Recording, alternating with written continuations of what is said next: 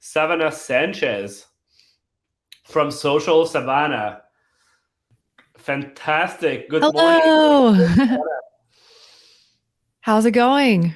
Doing great. So you're the TikTok queen, and today you'll be talking about top media buying and creative strategies for TikTok. I'm sure a lot of people are in the audience waiting for this or trying to get this new channel, a little bit more profitable, scale it a little bit further than what they've been able to do so far. And obviously, you've brought multiple brands to perform a lot better on TikTok. So we're really excited for your talk. Thank you so much for joining us. I'll Of leave it to course. yours. Excited to be here. Thanks so much. All right. Yell if it doesn't work, but I'm going to hope that my presentation is up. Hey, everybody. This is Savannah Sanchez from the Social Savannah. Really excited to be here today to talk all about TikTok media buying and ad creative strategies. So who am I? Who is the Social Savannah? I started my business at Social Savannah in 2020. I actually started as a media buyer. My background is in media buying. I worked at an agency called Common Thread Collective, where I led the Facebook and Snapchat media buying teams. In 2020, I decided to go off on my own and essentially become a paid social freelancer, work with brands directly on their media buying. I really started leaning into TikTok in April of 2020, was one of the very early adopters of that platform. And I've helped multiple brands scale on TikTok from that time. I've also really had a heavy emphasis on the creative portion. That's something in the last couple of years, especially since iOS 14, that has become just so critical, is having really great creatives for TikTok. So I've been building out my creative team to provide really great ad creatives, as you can see on the screen, for a multitude of clients like Athletic Greens, Farmer's Dog, Revolve, Dr. Squatch, just to name a few. I'm also one of the top 3 most popular TikTok creative exchange agencies in North America. So I've been able to work with over 200 brands on their TikTok ad creatives. So I put together this brand new deck just for the special day, and I'm going to be sharing exactly what's working for my clients right now for TikTok media buying and ad creatives. This is my default ad set structure. When I'm working with e-commerce brands, I'm always optimizing for conversions, complete payment. I'm never using day parting. I'm always using audience exclusions, 180-day past purchasers. Something that's really worked well for me is optimizing for value as the optimization goal. That's something that I just do standard. So this is my standard ad set setup. No gatekeeping here, just sharing exactly what I would do if I was training a new media buyer on my process. Audience targeting. When working with e-commerce brands, I'll usually have 5-10 ad sets running at a time in my TikTok ad account. Here's some examples of the ad sets that I use most frequently. Usually I'll do some sort of broad, so no interest targeting, and just part it by age. So like under 24-year-old, broad female. Let's just say if we're doing a makeup company, I just want it to be female. I'll have another ad set for broad 25 plus female. And the reason why I separate out the age groups is it all has to come down to creatives. So if I'm doing a makeup ad that I want to target like older women, like 35 plus, and the models and the ads are going to be more mature, that's going to make sense to separate my ad sets by age and have the older looking models in that 25 or 35 plus ad set, and then the teenagers in that 24 and below. So I separate it by age so I could put different creatives in each one. Another standard ad set that I'll run in my ad account is a lookalike based off of purchasers from last year. Other audiences that work well are like interest and hashtag stacks. So essentially all stacked together, a bunch of interests and hashtags into one. And I'll show an example of that. Another thing that's working well is auto targeting. So essentially, there's a button in TikTok Ads Manager that lets TikTok target for you. I'll let the robots take over and have machine learning do all the targeting. That's one that I'll test. Another one is smart performance targeting. I have a whole slide on that later, talk about my experience with smart performance. And then lastly, I'll usually have some sort of retargeting ad set. So I'm usually retargeting page views last 30 days, video views at 50%, people have added to cart in the last 90 days, and I'll kind of combine all those audiences into one retargeting ad set. So just to elaborate on the interest and hashtag stack, what I mean by that, what I'll do is I'll select a variety of interests. I'll try to pick pretty broad interests, over 1 million in that interest, and essentially combine them all together. So I have makeup, liquid makeup, nail art products. I'll include some hashtags in there as well. And this is what I would call an interest or hashtag stack. Definitely a staple ad set in all of my ad accounts. Another thing to keep in mind when doing interest and hashtag targeting, I always turn targeting expansion on. So essentially that's the toggle in TikTok Ads Manager that you would turn on, and you would want to expand the audience by interest and behaviors. Essentially meaning that when you were doing your hashtag and interest selections, if TikTok thinks that they can get a lower CPA targeting someone outside of your initial selections, it allows TikTok to expand outside of that initial audience that you chose. So that's always a smart one to click on. And then I mentioned automatic targeting. So as you can see, when you're setting up your ad set, you'll have the option for custom targeting, which would be like your standard targeting where you're choosing your audiences, or you can also choose an ad set for automatic targeting. So when I'm launching a new TikTok ad account, I'll always try to test both. I'll have some of my interest stacks, I'll have my lookalikes, but then I'll also test the automatic targeting because I've actually seen that work well for a bunch of my clients. Just essentially you put no targeting parameters. I would say if your product is really niche specific, that's probably going to work less well. But if you have a pretty broad appeal product, then automatic targeting can work really well for you because TikTok will essentially try testing it on a lot of groups of people and then learn from the data of who's purchasing, of who to show the ad to next. So a few things that I think are worth testing. Number one is smart performance. So on Twitter, I've kind of been going back and forth of I've been testing smart performance. I've been liking it. I haven't been liking it. But for a few clients of mine, I've actually seen it work really well. For some, it's been a flop. Some, it's really well. So I can't say it's worked really well across the board, but when it works, it does work. So it's something that I'm testing for all my clients. It's brand new to TikTok. Essentially, when you're setting up your campaign type, you'll see this toggle for smart performance campaign. And you don't choose any targeting, again, relying on TikTok's machine learning to do all the targeting for you. But what's really cool about it and why I think it works so well is that you can upload up to 30 video variants into the ad set and up to 5 text variations. And TikTok will test all of those different combinations of videos and text that you provide it and see which combination performs best for that audience and continue to optimize. So I just gave a little example. You can upload 7 videos. So if you have 7 really great UGC videos in your ad account, you want to try consolidating everything into one smart performance campaign, add a few text options. We never know exactly what's going to work. So always try a few different options. And essentially TikTok will do that work for you of doing the testing and then figuring out which copy variation is the best. So smart performance campaign, one of the biggest benefits is just it's very easy to manage since there's no media buying involved. You're letting TikTok do all of the targeting and the optimizations. You're just uploading your videos and your text, which is pretty cool. So definitely worth testing, something that I've been testing a lot in the last month. Here's another thing that I've been testing a lot that I would definitely recommend is these display cards. So essentially, when your ad pops up, you can choose the duration of when the sticker comes up and you can add your call to action, a discount. And what's cool is that you don't even have to create your own graphic and upload it. TikTok in Ads Manager has this really handy templates. So like for this one, I just chose this template, put your discount, the text that you want, the call to action, the color, and boom, there it is. So been seeing these display cards work really well, especially when I find a creative that works, like a video that I've seen work really well. Kind of my next step in optimizations is, okay, let me test it with a display card. And usually I see when I add the display card, it actually really helps extend the life of the creative and lower CPA. So something I would be testing if I were you. So here's like my TikTok ad optimization schedule when I'm media buying. Twice a week, I launch new ads. As we know, creatives are really the main driver of performance on TikTok. Of course, you need a great landing page and a great product, but to stop the scroll initially, you need a really great creative. So I'm going to be spending the last part of this presentation kind of rapid firing through my top creative formats.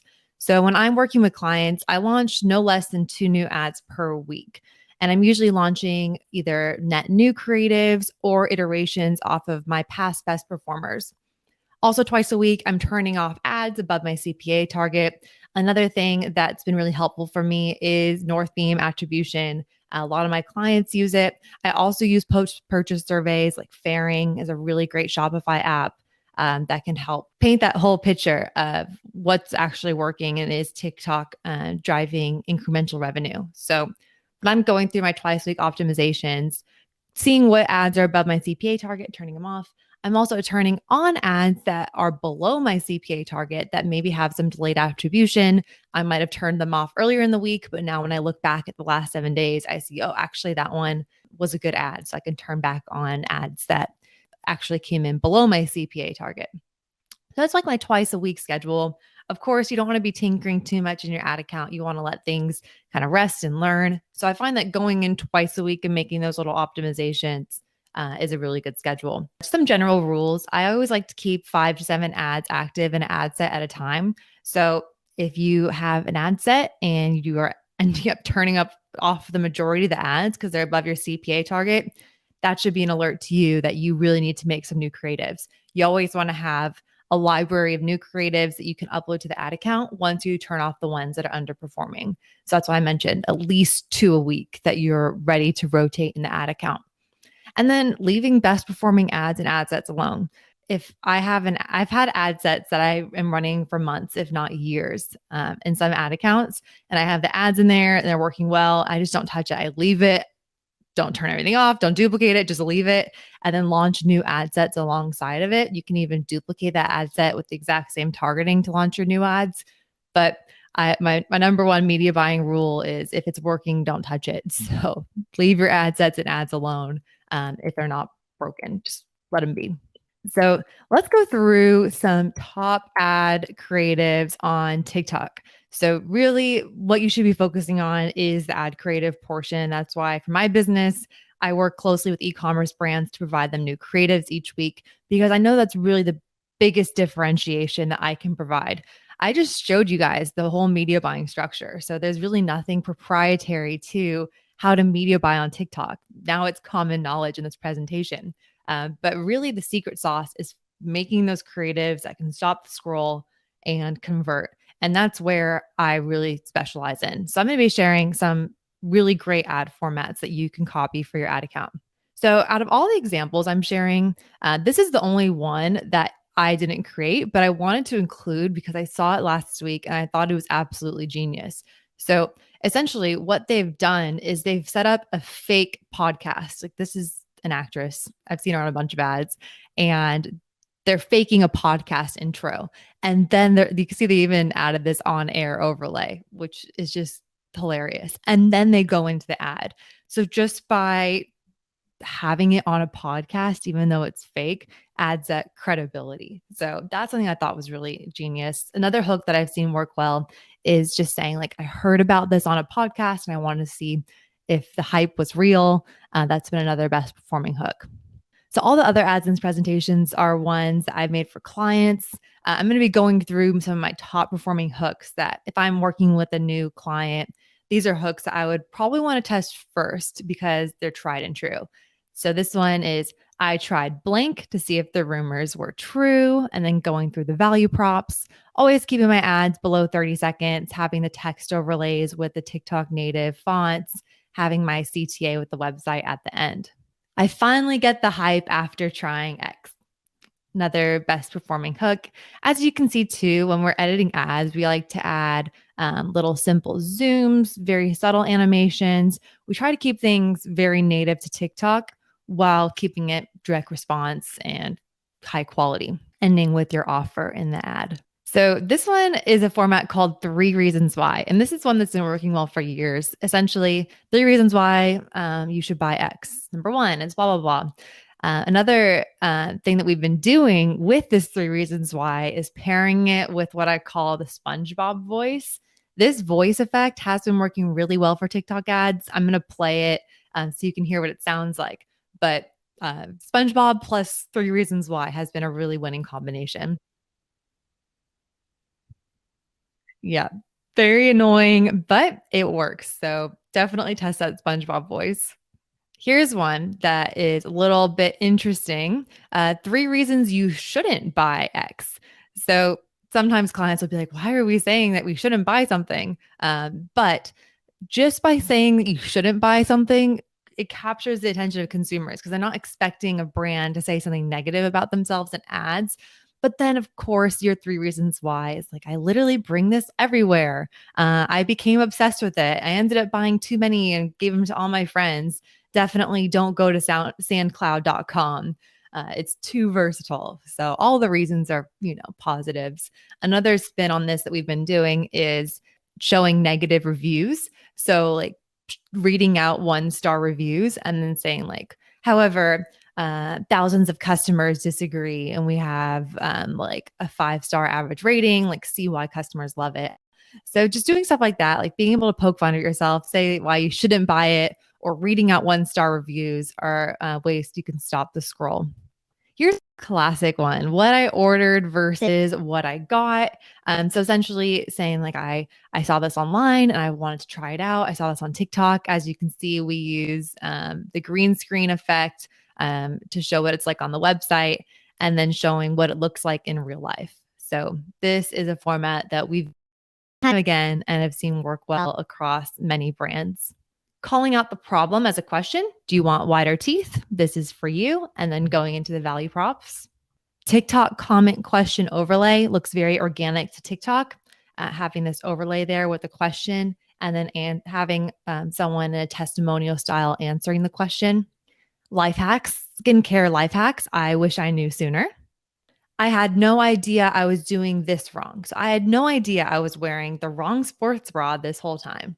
So it's almost like having a little bit of a cliffhanger of what the problem is and the solution. Testimonial mashup. So something I do with a lot of my clients is that we'll film with multiple models, especially for clothing, so that you can see what it looks like on different body types, having multiple people say to the camera why they love it. We see that combining multiple models in one ad works really well. TikTok made me buy it. Another classic hook that we've seen work well time and time again.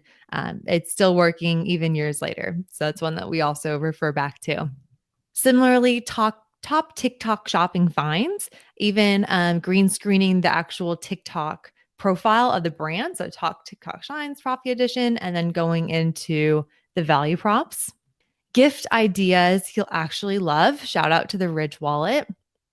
Are the reviews actually true? And then screen recording over the reviews on the website and then sharing our personal experience with the product.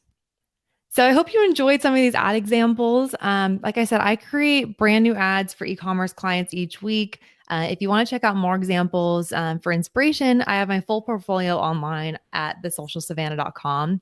If you like the media buying portion of this, I do have a TikTok ads course and a private Facebook group for those TikTok ads course students to ask me questions. You'll have lifetime access. It's constantly updated with new information. And so you can get that at this bit.ly/TikToksmartmarketer.com. And you even get $100 off just for signing up with this link. That's awesome. And that's it. This is me. If you want to reach out, please find me on Twitter, Instagram, and excited to hear some of your questions in the chat. Yeah, I think you already got a new customer. We have Luca from that is wondering if you'll work with an Italian fashion brand. So Luca, we'll let you reach out to Savannah on the contact information that she just provided, and you guys can figure out if it's a good fit. There's a lot of questions in the chat. Obviously, I'm not sure we'll have time to answer all of them, but let's throw the first one. Did you see a difference for TikTok working better maybe with a higher AOV product? And is there a different strategy that you're using for different AOV size? Yeah, TikTok can work for higher AOV. It is more difficult. You definitely can't optimize for conversions, at least right away. Usually for clients that have products over $100, $200, we're optimizing for add to cart so that we can get at least 50 add to carts a week on the ad set. So you just have to optimize for something higher in the funnel. Right. That's great. What do you think of the life cycle of your creatives? Any suggestion to maybe reuse or extend the life of a certain creative a little bit longer, or do you really just create a lot all the time?